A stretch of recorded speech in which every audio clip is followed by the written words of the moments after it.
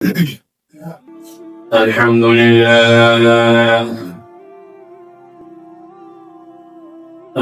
لله نحمده ونستعينه ونستغفره ونؤمن به ونتوكل عليه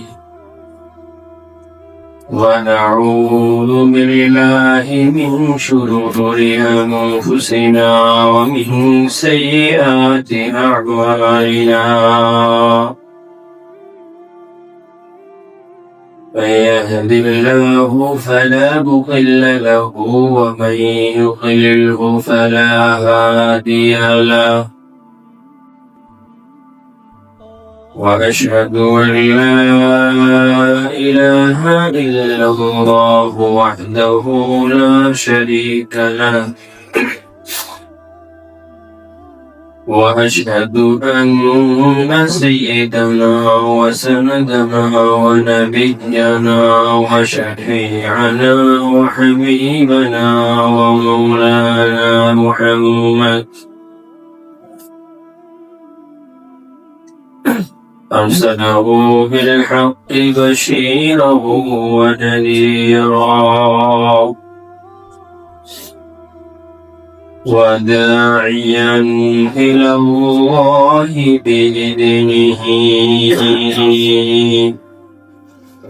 وسراجا منيرا أما بعد فأعوذ بالله من الشيطان الرجيم بسم الله الرحمن الرحيم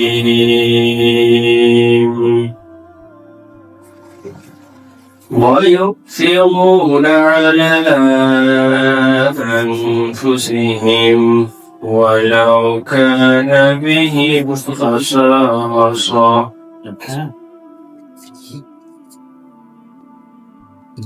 وعن أبي الدرداء رضي الله تعالى عنه عن النبي صلى الله عليه وسلم قال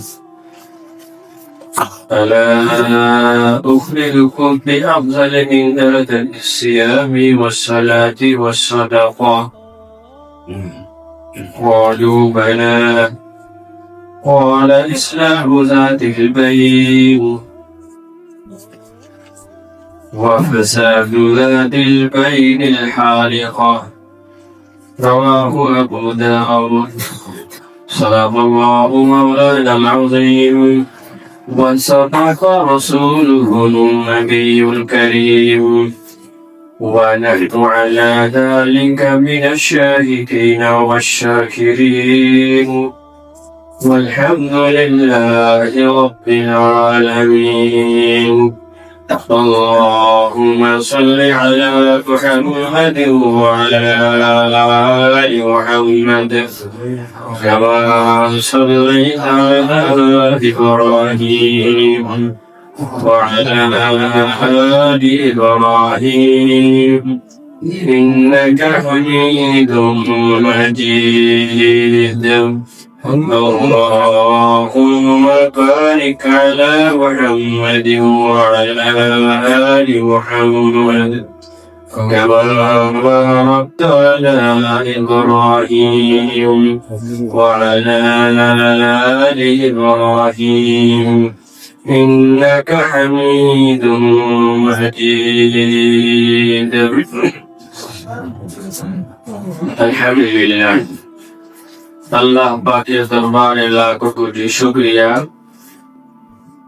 যেই মহান আল্লাহ রব্বুল আলামিন আমাদেরকে দয়া করে মায়া করে ইহসান করে তার ঘরের মেহমান হিসেবে কবুল করেছেন আগে আগে আসার জন্য তৌফিক দান করেছেন এই জন্য শুকরিয়া আদায় করি আলহামদুলিল্লাহ মার্শাল তো না আসলে ভালো বলা হয়েছে সাইনবোর্ড হয়েছে মার্শাল লোকাল বিষয় হয়েছে এই সমস্যা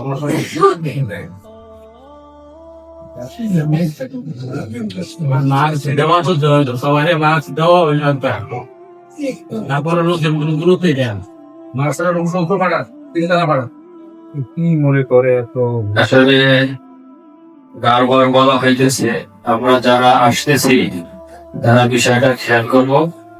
আমরা মাছ নিয়ে আসবো, শীতে মানুষের সমাগম, এই মানুষের সমাগমে যেখানে যাব মসজিদের বাহিরে মাছ ব্যবহার করব। সরকারি ভাবেও বলা হইতেছে, আমাদের এখানেও বারবার এলান হয়েছে, ঘোষণা করা হয়েছে। আমরা বিষয়টার প্রতি খেয়াল করবো যন্ত্রমান হবে ইনশাআল্লাহ। আলহামদুলিল্লাহ, আমাদের আলোচনা চলতেছিল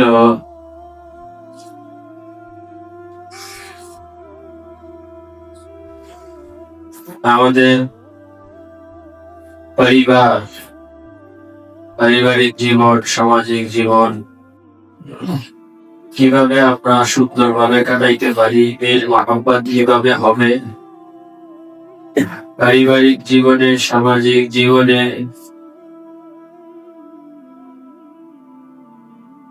ঝগড়া ফাসাদ, মন মালিন্য, মৌকা লাগালি, এগুলা থেকে বেঁচে সুন্দরভাবে আমরা যেন সুখের সংসার সুখে কাটাতে পারি।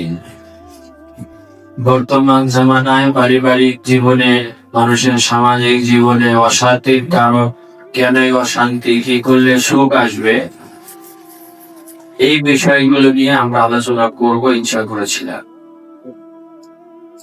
গত জুমায় একটা তাগাজা পুরো করা হয়েছে, একটা তাগাজা ছিল। এর আগের জুমায় আমরা আলোচনা করেছিলাম যে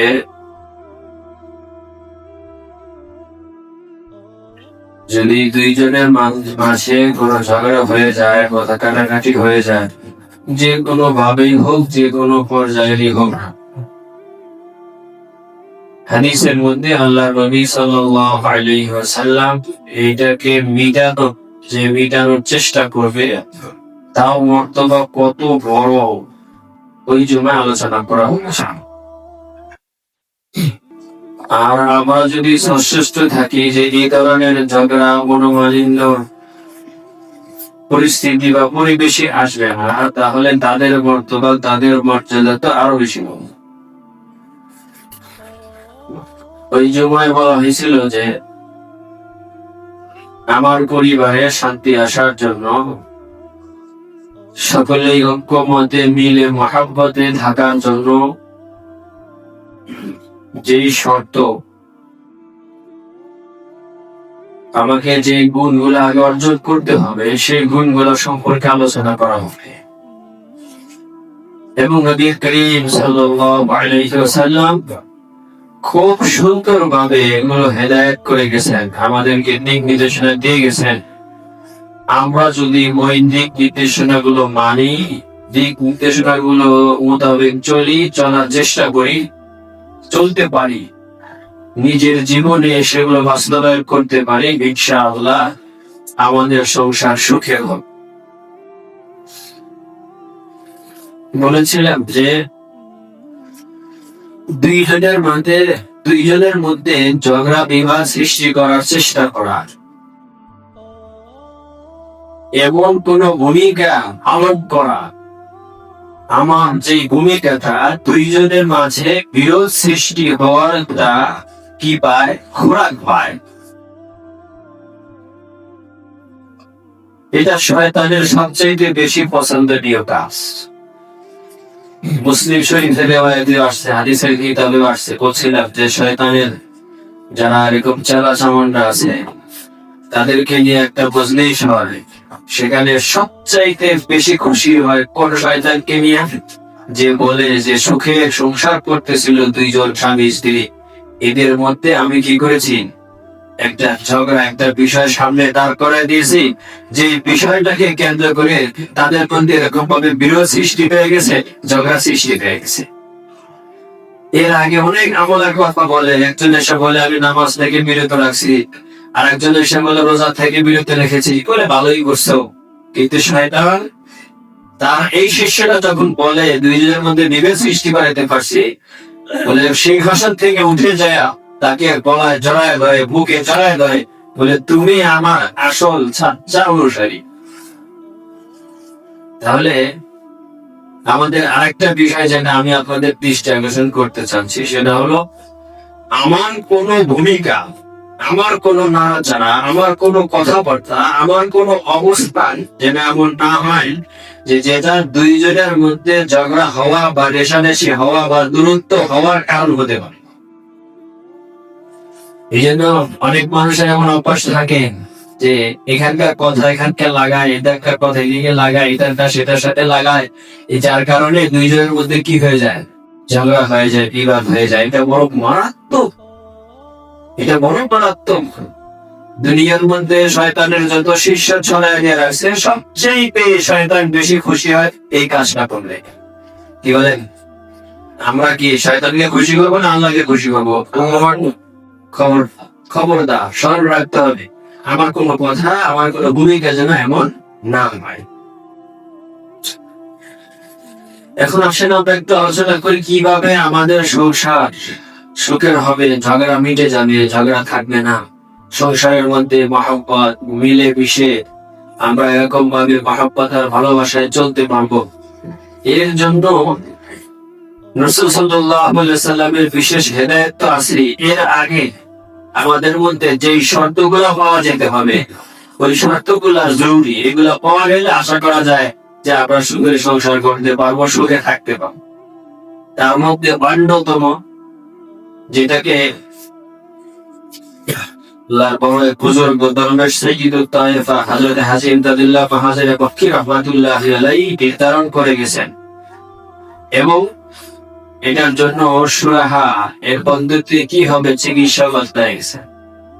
বলে আজকে দুনিয়ার সব মানুষ বলতেছে কেন আমরা ঐক্যবদ্ধ হতে পারি না, একমত হতে পারি না, কেন সংসারের 10 জন এক মেজাজের হইতে পারি না, আমাদের মধ্যে মিল মহব্বত নাই কেন, সমাজের 10 জনের মধ্যে মিল মহব্বত নাই কেন, বিভিন্ন সংগঠন, রাজনৈতিক, অরাজনৈতিক, তারপরে সেবামূলক যাই বলেন, সদস্যদের মধ্যে এরকম ঐক্যমত মহব্বত মিল মহব্বত নাই কেন?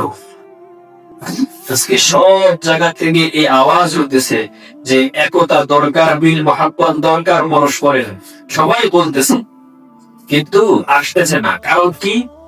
এই শান্ত পাওয়া যাইতেছে না। আমি আজকে কয়েকটা কথা বলবো। 1 নম্বরে যেটা বলবো সেটা হলো যে এর জন্য আমাদের জরুরি হলো তাওয়াজু। এই গুণ আমাদের অর্জন করতে হবে, নম্রতা। আর এর বিপরীত যেটা কিবির, অহংকার, এইটা আমার ভিতর থেকে দূর করতে হবে। যে সংসারের সবাই তাওয়াজু অবলম্বন করতে পারবে, কিবির দিয়ে অহংকারকে দূর করতে পারবে, তাদের মধ্যে শান্তি বিরাজ করবে, সবাই একমত থাকতে পারবে, সবাই সুখে থাকতে পারবে। তাওয়াজু, তাওয়াজু এর কি অর্থ?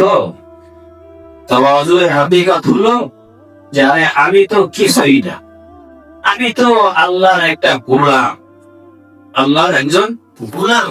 সেই হিসেবে আল্লাহ পাকের বিধিবিধান আমাকে মানতে হবে। আমার কোনো হাইসিয়ত, আমার কোনো মর্যাদা, আমার কোনো মর্যাদা, এটা কিছুই নেই, কিছুই নেই। এই জন্য যা কিছু হবে, যা কিছু আসবে, আল্লাহর ফজলেই হবে। আমি কারণ থেকে কোনো কিছু পাওয়ার এরকম হকদার, এরকম যদি মনে করতে পারি, তাহলে ইনশাআল্লাহ ইনশাআল্লাহ আমার কারোর প্রতি সেবা থাকবে না, কারোর প্রতি অভিযোগ থাকবে না। যদি কারোর প্রতি অভিযোগ না থাকে, তার সাথে ঝগড়া হওয়ার কোনো প্রশ্ন আসে না। এর উল্টা কিবির, এটা যদি আমার মধ্যে এসে যায়, আমার মর্যাদা এই, আমার মর্যাদা এই, আমি বড় সম্মানী, এইরকম ভাবে আমি সম্মান পাওয়ার যোগ্য, তাহলে তো বিভিন্ন জায়গা থেকে, বিভিন্ন মহল থেকে, স্থান থেকে আমার ভিতরে এরকম শেখায়ত আসবে, অভিযোগ আসবে। বলে আমি অমুকের কাছে গেছি, অমুকের সামনে গেছি, আমি তো এত বড় লোক, আমি মর্যাদা পাওয়ার উপযুক্ত, কিন্তু আমাকে যথাযথ মর্যাদা তারা দেয় নেই, মর্যাদা করে নাই। আমি অমুকের বাসায় গেছি, আমাকে যথাযথ আপ্যায়ন তারা করে নাই। আমার অমুক ছেলে, আমার অমুক ভাই অমুকে, আমি তার কাছে এই পাও না, এই পাও না, আমি বড়, আমি ধনী, আমি বড় আনেম, আমি বড় এই সেই, কিন্তু তারা এই মর্যাদা আমাকে দেয়নি। এটাকে দূর করতে হবে, এর নাম হলো কিবির। এই কিবিরকে দূর করতে হবে, তাওয়াজুকে আনতে হবে যে আমি তো কিছুই না। হযরত থানভী রাহমাতুল্লাহি আলাইহি সুন্দর একটা কথা বলছেন যে তুমি যদি সুখে শান্তিতে থাকতে চাও, মনে প্রশান্তি পাইতে চাও, যে তুমি শান্ত একদম তোমার মন পরিতৃপ্ত থাকুক, শান্তিতে বসবাস করো, কোন ধরনের টেনশন তোমার মধ্যে না আসুক, দুশ্চিন্তা না আসুক, তাহলে তোমার একটা কাজ করতে হবে। সেটা হলো সপুরদুতে বলছেন যে মাখলুক সে তাওয়াক্কুল কাট, মাখলুকের থেকে কোনো কিছু পাওয়া আশা তুমি এটা অন্তর থেকে বের করে দাও, এটা অন্তর থেকে বের করে দাও। কারণ হলো দুনিয়া এটা তো আর শান্তির জায়গাই না। দুনিয়ার অস্তিত্ব উপর প্রেক্ষাপটে এসেছে। দুনিয়া কিভাবে তৈরি? বলে দুনিয়ার অস্তিত্বই তো এরা কিসের জায়গা হিসেবে? কষ্টের জায়গা হিসেবে, শাস্তির জায়গা হিসেবে। মানুষ যখন জেলখানায় যায়, জেলখানায় যাওয়ার সময় যদি সে এরকম মনে মনে ভাবে যে আমি খুব আরামে থাকবো, খুব মুরগি পোলাও খাবো, খুব শান্তিতে থাকবো, যা ইচ্ছা তাই করবো, ফুর্তি করবো, এরকম কি কেউ করে? এরকম করে না। জেলে তো নেওয়াই হয় শাস্তি দেওয়ার জন্য, জেলখানায় নেওয়াই হয় শাস্তি দেওয়ার জন্য। দুনিয়ার অস্তিত্বই তো এসেছে কষ্টের জন্য, শাস্তির জন্য। এই জন্য এইটা যদি আমি মনের ভিতরে বাঁধতে পারি, এটা যদি মনের ভিতরে বর্তমান করতে পারি, আরে দুনিয়া তো আরামের জায়গাই না, দুনিয়া তো আরামের জন্যই না, দুনিয়া তো আরাম আসবেই না। এটা যদি মনের ভিতরে আনতে পারি, এরপরেও যদি কোথাও থেকে আমার সুখ এসে যায়, শান্তি এসে যায়, তাহলে এটা কি হবে? বলে আমি তখন বেশি খুশি হইতে পারবো, তখন খুশি হয়ে আল্লাহর শুকরিয়া আদায় করতে পারবো। বলে এটা তো আল্লাহর পক্ষ থেকে আসছে। ওই যে প্রথম কথা, আমার দিলকে তৈরি করতে হবে, আমি তো কিছুই না, কি আমার জন্য ভালো করবে, কি আমার উপকার করবে, কারো থেকে আমি হক না, কেউ আমার সম্মান করুক, কারো থেকে আমি হক না, এরকম মর্যাদা আমি এরকম মরতে পারি না। এরপরে যখন আমি সম্মান পেয়ে যাব, তাহলে আমার খুশি অর্জন হবে। আর যদি আমি কারো থেকে সম্মান না পাই, কেউ আমাকে উপকার না করে, তাহলে তার প্রতি আমার বিরূপ প্রতিক্রিয়া, তার প্রতি আমার কোনো সে গায়ে থাকবে না। কারণ আমি তো হক মনে করতেছি না, আমি তো তার ভালো ব্যবহার করার হক এরকম মনে করে বসে আসি না। বলে আমি তো মনে করে আসি মাখলুক থেকে আমি কিছুই পাবো, পাবো হলো আল্লাহ থেকে চাপ, তার থেকে যেমন, কিন্তু আমি মুস্তাহিক হয়ে হক হয়ে গেছি, এটা আমার পাওনা, এরকম না। এটাই তাওয়াজুল হাকিকাত, যে আমি কারো থেকে কোনো কিছুই পাবো না। বলে একজন আমাকে উপকার করেছে, একজন আমার সম্মান করেছে, কেন? বলে আল্লাহ রাব্বুল আলামিন ওই বান্দার দিলের মধ্যে ঢেলে দিয়েছে, এই জন্য ওই বান্দা আমার উপকার করেছে। অতএব শুকরিয়া কার? আল্লাহ। আমি কিছুই না। আমাকে কিছু দান করেছে কোন ব্যক্তি, বলে আরে আমি তো এটার হকদার ছিলাম না, আমি তো এটার পাওনা ছিলাম না, আমি তো কিছুই ছিলাম না। আল্লাহ রাব্বুল আলামিন ওই বান্দার মনের মধ্যে ঢেলে দিয়েছে, এই জন্য আমাকে ওই বান্দা এসে আমার উপকার করেছে। এই শুকরিয়া পাওয়ার যোগ্য কে? আল্লাহ। যদি আমি মনের মধ্যে এটা বেঁধে নিতে পারি, একটা ফ্যামিলির প্রত্যেকটা সদস্য যদি মনের ভিতরে এটাকে জায়গা দিতে পারে, সে এরকম মন মানসিকতা লালন করতে পারে সে, তাহলে বলেন কেন ব্যাপারে তার কি সেখানে আসবে যে অমুকে আমার এটা করলো না, অমুকে আমার এটা করলো না, অমুকে আমার এটা করলো না, তাহলে কোনোদিনও কারো ব্যাপারে শেখায় আসবে না। এই জন্য ভাইরা আমার, আমাদের শিখাইতে ছোটকালে পড়ালেখা করতাম, আমাদের এক ওস্তাদ বলতো যে দেখো, তুমি যখন বাড়ির থেকে বের হবা, বাড়ির থেকে বের হইয়া মনে মনে এরকম মানসিকতাটা নিয়ে বের হবা যে আজকে আমি যাবো, বাসের মধ্যে অনেক ভিড় হবে, কষ্ট হবে, কোন রকম দাঁড়ায় নদীকে আমাকে চাইতে হবে, এরকম জ্যাম হবে, অনেক কষ্ট হবে, আমি বসার সিট পাবো না। এই ধরনের একটা মন মানসিকতা, মানসিক ভাবে তৈরি নিয়ে তুমি সফরের জন্য তৈরি হয়ে যাও। গিয়া যদি তুমি একটা পিছনে ভাঙ্গাচোরা সিট পাও, তারপরও তোমার কাছে কি লাগবে? খুব আনন্দ, ভালো লাগবে। আর যদি তুমি বাসার থেকে বের হওয়ার সময় মনে মনে এটা বেঁধে আসো যে আজকে আমি একদম সামনের সিটটায় বসবো, জানালার পাশে জানালাটা খুলে দিব, এরকম সুন্দর করে হাওয়া খেতে খেতে এরকম হেলান দিয়ে একদম আরামসে কোথায় যাব, আমার গন্তব্যতে যাব। এরপরে এরকম যদি মনের মধ্যে আশা বেঁধে যাও, এরপরে যদি তুমি একটা সিট কোন রকম পাও, তাহলে তোমার খারাপ লাগবে। কি লাগবে তোমার? খারাপ লাগবে। এই জন্য আমি যে কথা বলতেছিলাম, হযরতে থানভী রাহমাতুল্লাহ আলাইহি বলছেন যে মাখলুক থেকে কোনো কিছু পাওয়ার আশাকে একেবারে আপনি কেটে দেন। যদি এই গুণ অর্জন করতে পারেন, দেখবেন আপনার দাম, আপনার মর্যাদা, দেখবেন আপনার প্রশান্তি, আপনার মনে কোনো টেনশন থাকবে না, আপনার মনে কোনো পেরেশানি থাকবে না যে অমুক এটা করলো না আমার জন্য, অমুক এটা করলো না, অমুক এটা করলো না, আমার স্ত্রী এটা করলো না, আমার মেয়ে এটা করলো না, আমার বোন এটা করলো না, আমার প্রতিবেশী এটা করলো না, আমার চাকর এটা করলো না। তাহলে এই ধরনের টেনশন আপনার মনের ভিতরে থাকবে না। বরং যেটাই করছে আপনি মনে করবেন যে আল্লাহ এর তো আমি মুস্তাহিক ছিলাম না, আল্লাহ রাব্বুল আলামিন আমার উপরে ঢেলে দিয়েছে, এই জন্য আমার জন্য এটা সে করেছে। তাওয়াজু, এই তাওয়াজু গুণ অর্জন করতে হবে আমাদেরকে, আমাদের সংসারের সবাইকে, তাহলে আমাদের সংসার সুখে হবে। আর এর বিপরীত বললা কি কিবির, অহংকার, এটা যেন না আসে, বলে আমি এই পাও না, এই পাও না, এই পাও না, আমার এই করতে হবে, আমার স্ত্রী আমার জন্য এই করবে, আমার ছেলে এই করবে, আমার ছেলে এই করবে, আমার পাশের বাড়ির লোক এই করবে, আমার দোকানের কর্মচারী আমার জন্য এই করবে।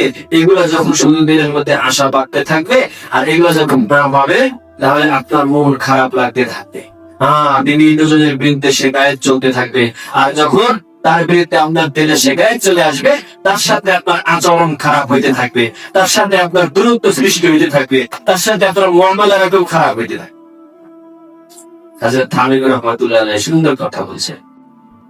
এই জন্য 1 নাম্বার ভুল যেটা হলো, সেটা হলো আমাকে তাওয়াজু অর্জন করতে হবে, কিবির থেকে আমাকে বাঁচলাম। 2 নাম্বার গুণ যেটা আমাকে অর্জন করতে হবে, সেটা হলো ঈসার, অন্যকে প্রাধান্য দেওয়ার গুণ আমার ভিতরে আনতে। যদি এটা না থাকে, কোন সংসারের সদস্যদের মধ্যে যদি এই গুণ না থাকে, তাহলে ওই সংসারের মধ্যে শান্তি আসবে না। ঈসা, অন্যকে প্রাধান্য দেওয়া।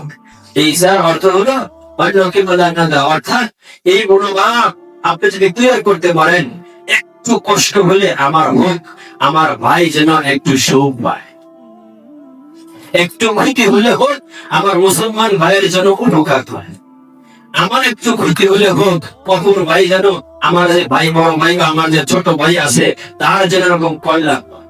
এটা কি বলেন? ঈসা, নিজের উপরে অন্যকে প্রাধান্য দিতে। এই গুণ যদি অর্জন করতে পারি, কেউ যদি এই গুণ অর্জন করে, তাহলে কোনো দিন অন্যের কোনো কল্যাণ, অন্যের কোনো ভালো, এগুলা দেখে তার মধ্যে এরকম ভাবে মন খারাপ হবে না। আর এর উল্টাটা যদি হয়, খুদগর্জি, বলে আমি তো এটার যোগ্য, আমি এর যোগ্য, আমি এরকম, এটা আমার দরকার, এটা আমার দরকার, মাল হওয়া দরকার, সম্মান হওয়া দরকার, এটা হওয়া দরকার, এই ধরনের মনোভাব যদি তৈরি হয়ে যায়, তাহলে আপনার টেনশন বাড়তে থাকবে, মনের অশান্তি বাড়তে থাকবে, আর এর জন্য আপনি নানান ধরনের অপকর্মে লিপ্ত হয়ে যাবেন, বিভিন্ন ধরনের গুনাহের মধ্যে লিপ্ত হয়ে যাবে। এই জন্য দ্বিতীয় গুণ যেটা দরকার, ঈসার, অন্যকে প্রাধান্য দেওয়া।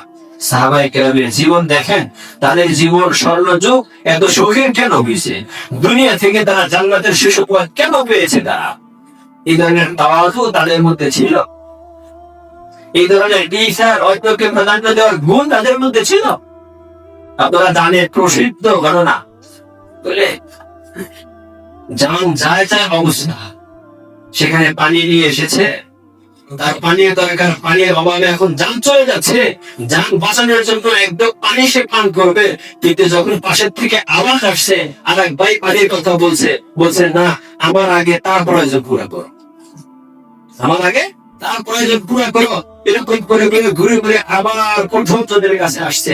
ওকে কত বর্বন্তিক ঘটনা সবাই জানে, আমি ইঙ্গিত দিচ্ছি। এইরকম ঈসা ছিল সাহাবায়ে কেরাম। গত জুমায় একটি ইঙ্গিত দিয়েছিলাম, আমার মেহমান বাসায় নিয়ে গেছেন, বিবি সাহেব বলতেছেন খানা শুধু ছেলে সন্তানের জন্য, আমাদের জন্য আছে, মেহমানের হবে না। তখন কি বলছে মনে নাই? কি বলছে? বলে লাইট অফ করে দিবা, আর আমি খানা ভাগ করবো, প্লেট থেকে হাত একবার প্লেটে দিব, একবার মুখে দিব, আর আমার ভাই যে ক্ষুধার্ত ভাই যে মেহমান আছে, তাকে প্রাধান্য দেবো, সে খেয়ে পেট ভরে দিবে, আর আমরা ক্ষুধা বলে আমার একটু ক্ষুধা থাকুক, কষ্ট হয় হোক, আমার ভাইয়ের উপকার হোক, আমার ভাইয়ের ক্ষুধা দিত।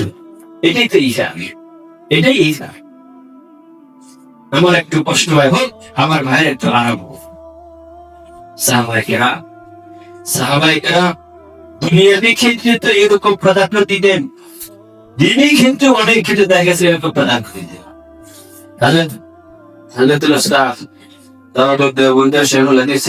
আমরা যখন পড়ালেখা করছি তখন আমাদেরকে তেলবিজি হয়েছে সাইদ আহমদ পালনপুরি রহমানুল্লাহ তাআলা। উনি ওনার এক কিতাব আছে তিরমিজি শরীফের ব্যাখ্যা গ্রন্থ লিখছে তম্বাতুল আলমাই। ওইখানে একটা ঘটনা, ওই তিরমিজি শরীফের হাদিস যেখানে আসছে যে কোন মুসলমান ভাইয়ের মধ্যে যদি কথা কাটাকাটি বা একটু মন মালিন্য হয়ে কথা বলা বলে বন্ধ হয়ে যায়, তাহলে 3 দিনের বেশি থাকাটা এটা সমুচিত না, এটা গুনাহ। আর 3 দিন পরে বা 3 দিনের দিন যে প্রথমে কথা বলবে তার বিশাল বড় আয়োজন, অনেক বড় সবের পারি হবে। তো সাহাবায়ে কেরামের জামানায় হযরতে হুসাইন রাদিয়াল্লাহু তাআলা, হুসাইন ইবনে আলী রাদিয়াল্লাহু তাআলা এবং তার চাচাতো ভাই হযরতে আব্দুল্লাহ বিন জাফর, এই দুই চাচাতো ভাইয়ের মধ্যে কোনো একটা বিষয় নিয়ে কিতাবে লিখছেন যে ওনাদের যে কাজের লোক ছিল, চাকর বকর, এদের কোনো একটা বিষয় নিয়ে একটু কথা মনোমালিন্য হয়ে এরকম কথা বন্ধ হয়ে গেছে, কথাবার্তা বলা বন্ধ। ভালো করে খেয়াল করেন। আর আলোচনা আসবে, আলোচনা করব, সামান্য একটু টুকটাক সংসারের মধ্যে ভিন্ন পথ, একটু কথা বন্ধ হওয়া, ঘন্টা এটা হবেই। আমি আলোচনা করবো সাহাবায়ে কেরামের জীবনী নিয়ে আলোচনা করবো, যেখানে এরকম হয়েছে হবে এরকম, কিন্তু হওয়ার পর কি করণীয় বলে হযরতে আব্দুল্লাহ বিন জাফর রাদিয়াল্লাহু তাআলা যখন 3 দিন হয়ে গেছেন, এই 3 দিন হয়ে গেলে উনি এরকম খবর পাঠাইছে হযরতে হুসাইন রাদিয়াল্লাহু তাআলার কাছে, বলে ভাই তুমি তো অনেক বড় ব্যক্তি, তুমি তো ইলমি খাতালে মানুষ পড়ন হইছ, তুমি আল্লাহ রাসূলের এরকম মেয়ের ঘরের নাতি, তুমি আলীর মতো ইলমি বড় ব্যক্তির সন্তান ছেলে, তুমি অনেক বড়। দেখো তোমার আর আমার মাঝে যেভাবেই হোক একটু কথা, একটু মন মালিন্য হয়ে গেছে, আজকে 3 দিন হয়ে যায়। আর আল্লাহ নবী হাদিসের মধ্যে বলেছেন যে 3 দিনের বেশি এরকম ভাবে কথা বলতে থাকাটা উচিত না। দেখো আমি তোমাকে অবগতি করাইতেছি, যে তোমাকে সুযোগ দিতেছি যে তুমি আমার কাছে এসে মাপ চেয়ে দাও এবং আমার সাথে তুমি কথা বলো। কারণ কি? কারণ হলো হাদিসের মধ্যে অনেক অনেক সওয়াব আসছে যে 3 দিন বা সর্বপ্রথম যে কথা বলবে, যে মাপ চাবে, আল্লাহর নবীর দোয়া আছে এবং অনেক বড় ফজিলত। আর আমার মনটায় চাইতেছে যে এই ফজিলতটা এটা আমি তোমার জন্য রাখি, তোমার জন্য হোক, তুমি অর্জন করো। এই জন্য তোমাকে আমি খবর পাঠাইছি, তুমি এই ফজিলতের ভাগী হও, তুমি এই ফজিলত অর্জন করো। আর যদি তুমি না আসো, আমি তোমার কাছে চাইতেছি তোমার পায়ে ধরার জন্য, তোমার কাছে মাপ চাওয়ার জন্য। আর তোমাকে জানানোর উদ্দেশ্য এই নেই যে আমি প্রাধান্য দিলাম এই সওয়াবের ভাগীটা তুমি হও। কিতাবে লিখছে যে হযরত হুসাইন রাদিয়াল্লাহু তাআলা এই কথা শোনা মাত্রই বাসায় বলে কাপড় দাও, দিয়ে দৌড়ে গিয়ে তার কাছে মাপ চেয়ে নিয়ে এরকম মামলা আমার দুজনের কথা শুরু হয়ে গেছে। তাহলে একসাথে থাকলে একটু কিছু হবেই, কিন্তু এটার মধ্যে এটাকে যদি আমরা মনের ভিতরে গেঁথে রাখি, এটা তো ঠিক হবে, এটা ঠিক হবে। সাহাবায়ে কেরামের জীবন দেখেন, সাহাবায়ে কেরামের আদর্শ, তাদেরকে আমাদের দেখতে হবে তারা কি করছে। এই জন্য হাদিসের মধ্যে আল্লাহর নবী সাল্লাল্লাহু আলাইহি ওয়াসাল্লাম বলেন যে ঈমান কামেল মুমিন হওয়ার জন্য শর্ত হলো, বলে মুমিন একজন বান্দা ততক্ষণ পর্যন্ত মুমিন হইতে পারবে না। আরে আজকে এই সকল হাদিস লা ইউমিনু আহাদুকুম হাত্তা ইউহিব্বা লিআখিহি মা ইউহিব্বু লিনাফসিহি, নিজের জন্য যে জিনিসকে পছন্দ করে সে অন্যের জন্য ওই জিনিসকে পছন্দ যতক্ষণ পর্যন্ত না করবে, ওরকম জিনিসকে পছন্দ না করবে, ততক্ষণ পর্যন্ত সে কামিল মুমিন হইতে পারবে। আর এক হাদিস আল্লাহ বলছেন যে তুমি পছন্দ করো তোমার ভাইয়ের জন্য ওই জিনিসটা নিজের জন্য পছন্দ করো, তুমি অপছন্দ করো তোমার জন্য ওই জিনিস, সেই জিনিসটাকে তোমার ভাইয়ের জন্য অপছন্দ করো। ঈমানের সাথে সংশ্লিষ্ট। আজকে তো ইমানের কথা শুনলে আমাদের কান খাড়াই হয় না। সাহাবায়ে কেরাম যখন ইমানের শুনতেন যে ইমানের সাথে সংশ্লিষ্ট বিষয়, ইমান চলে যাবে, এটার জন্য মানে খুব ব্যস্ত হয়ে যেতেন যে ইমান খুব বড় জিনিস। এই জন্য সতর্ক থাকতে হবে আমাদের। আমাদের ইমানকে হরণ করার নানান এখন বর্তমানে নানা আয়োজন চলতেছে, বিভিন্ন ভাবে ইমানকে হরণ করা হইতেছে। আজকে মুসলমানদের বড় একটা অংশ তারা বুঝতেওছে না যে আমাদের ইমান নষ্ট হয়ে যেতেছে। সরাসরি ইমান নষ্ট করতে চাইলে তো তারা করবে না, কিন্তু বিভিন্ন ভাবে। তার মধ্যে একটা হলো যে তারা এরকম ভাবে হালালকে হারামকে হালাল মনে করে করে করে এখন ইমানকে নষ্ট করতেছে। অথচ শরীয়তের এক অকথ্য একটা কথা, কেউ যদি কোনো হারামকে হালাল বিশ্বাস করে তাহলে তার ইমান থাকবে না, সে কাফের হয়ে যাবে, সে বেদিন হয়ে যাবে। আজকে আমাদের সমাজের অনেক লোক এরকম করতেছে। আজকে দেখেন, একটু ভালো করে শুনবেন এই বিষয়টা, আসছে ধরনের একটি বিষয় বলেনি। ইমানের মতো যে আমি এর আগেও বলছি, সামান্য জগলা করে ইমানকে যদি আমি কবরে যাইতে পারি, 10 দুনিয়ার সমান জান্নাত আমাকে দাও। এই জন্য বাবা ভাইরা, আমি যাই করি, চাকরি করি, আমি ব্যবসা করি, আমি কোথায় জব করি, রাজনীতি করি, যাই করি, আমার ইমানটা যেন আমি না কমে, ইমানটুকু যেন নিয়ে আমি কবরে যাইতে পারি। আর যদি ইমানটুকু নিয়েও কবরে যাইতে না পারি, তাহলে তারা আমার কোনো উপায় থাকবে না। আজকে দেখেন, আজকে যদি হিসাব লাগান, দেশের সব কথা দেখবে অনেক মানুষ বের হয়ে যাবে যারা এরকম পাবে সুদ খাইতেছে, সুদকে হালাল মনে করে খাইতেছে, ইন্টারেস্ট মনে করে খাইতেছে।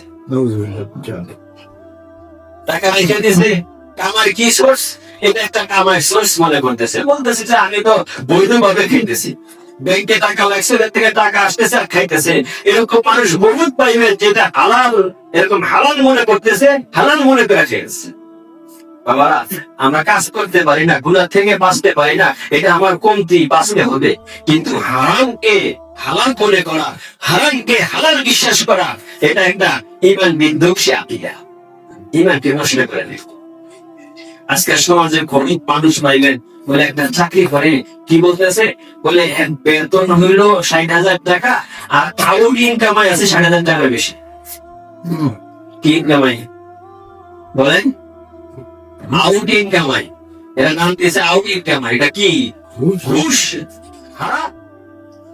এরকম মানুষ সমাজে নাই, হালাল মনে করে হইতেছে, হালাল মনে করতেছে, হারামকে হালাল মনে করতেছে। খুব সাবধান থাকবেন, খুব হুঁশিয়ার থাকবেন ভাই।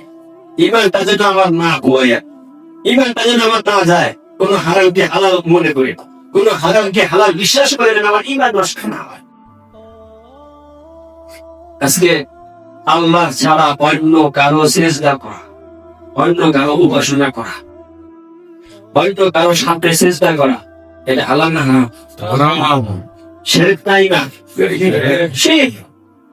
আজকে এরকম দুনিয়াতে পাওয়া যাবে না, বাংলাদেশে পাওয়া যাবে এরকম মানুষ আছে না যে তারা কবরে পূজা করতেছে, এরকম সিজদা করতেছে, আছে না? আছে। এবং হালাল করে করে করতেছে, ইবাদত করে করে করতেছে, আছে না নাই? আছে না নাই? আছে।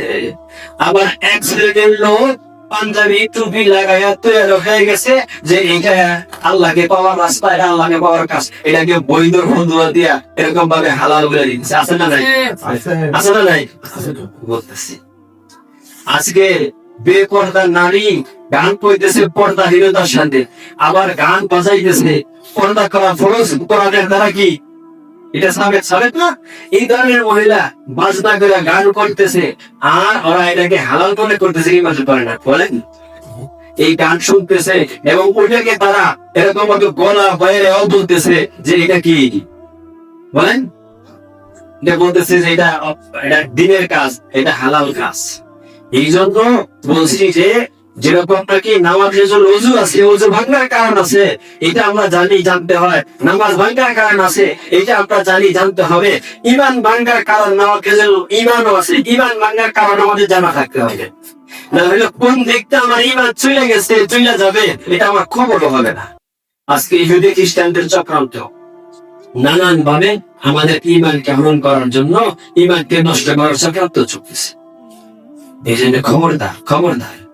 ওই যে মাজারে সেজদা করা গেছে বলে এটা দিনের কাছে যা জায়েজ কাজ, হের মাথায় কিন্তু টুপি আছে, মুখে কিন্তু দাড়ি আছে, গায়ে কিন্তু পাঞ্জাবি আছে, পাঞ্জাবি আর টুপি আর দাড়ি থেকে কেউ যদি কোনো ফতোয়া দেয় যে এটা হালাল, এটা কি মানা যাবে?